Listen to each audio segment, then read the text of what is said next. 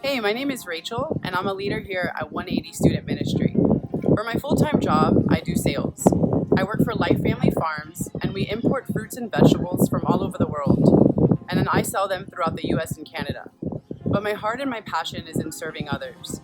In addition to being a leader here at 180, I also volunteer at another amazing faith-based organization called EMA.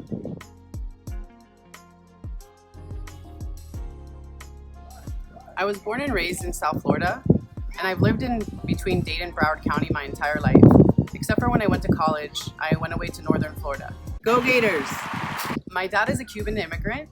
He came to the US when he was 8 years old. My mother was born in Brazil.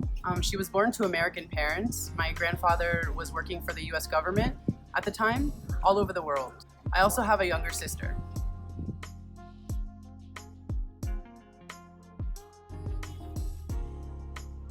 I was born and raised Catholic and went to Catholic school my whole life. I knew who God and Jesus were, and I believed in them when I was younger, but mainly because I was supposed to. To me, God was a very harsh God, a very punishing God, and if you sinned, there was the possibility of Him taking His love away from you and your entry into heaven.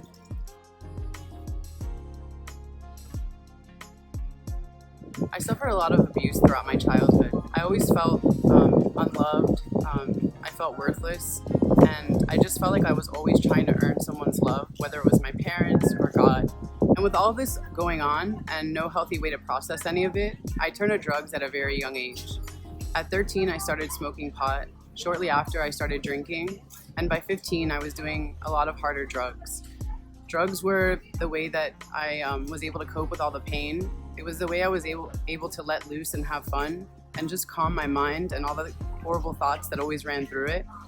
I also started having sex young, at a young age, and I just never felt worthy. I never felt that I was worth anyone any more than that in a relationship, so everything was always physical for me. This lifestyle continued well into my 20s, and then when I was 29, my best friend, roommate, and partner in crime was saved, and I got to see God transform her life. So I started to have the same desire to change, but I just didn't think of God for myself. I didn't believe in Him for me, even though I was witnessing what He was doing in my friend's life.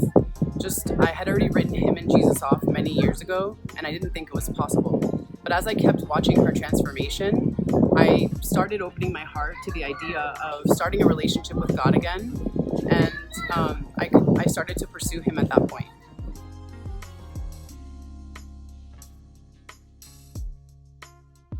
I finally went to my first service, and the moment I walked into the sanctuary for the first time, I began crying. I would go with my friends off and on for several years after that, and every time I went, the same thing would happen. I couldn't stop crying, I couldn't control the tears from the beginning of worship to the end of service. So I knew that God was trying to do something in my life. I knew He was trying to change my heart. But I kept trying to hold on to my old life and not submit to what God was trying to do in my life. Then in April of 2017, one of my best friends was diagnosed with cancer at 35 years old, and the prognosis wasn't good. I started to take this journey of seeking God more seriously. I started to go to service more often. I started to pray, and it was just, I wanted to be close to God. It was the only thing that I was getting comfort from during this time. And then in January of 2018, my friend became paralyzed from the cancer, and I decided that moment to start praying every day. I prayed for her, I prayed for healing and strength for her, but I also prayed for God to bring me closer to Him, to reveal Himself to me, and to help me understand more of who He is. I watched my friend suffer for about 6 months before God called her home. It was horrible and heartbreaking to see her go through this pain and this horrible disease, but it was so beautiful to see through all the suffering, she continued to focus on God and Jesus.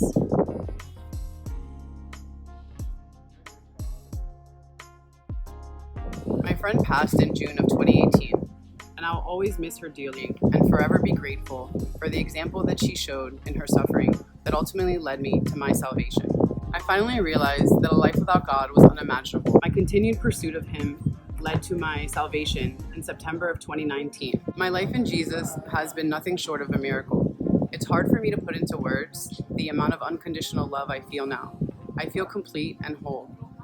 He's helped me to let go of all my dependencies on all substances, This August 20th, I will be 1 year with no alcohol, and I'm 8 months pot-free. He's changed my worldview. It's like I was blind, and I'm now starting to see again. The way that I look at relationships, forgiveness, love, compassion, pride, everything is different now. He's a God who loves us unconditionally and who offers us love and salvation through Jesus Christ as a free gift. All we have to do is accept it.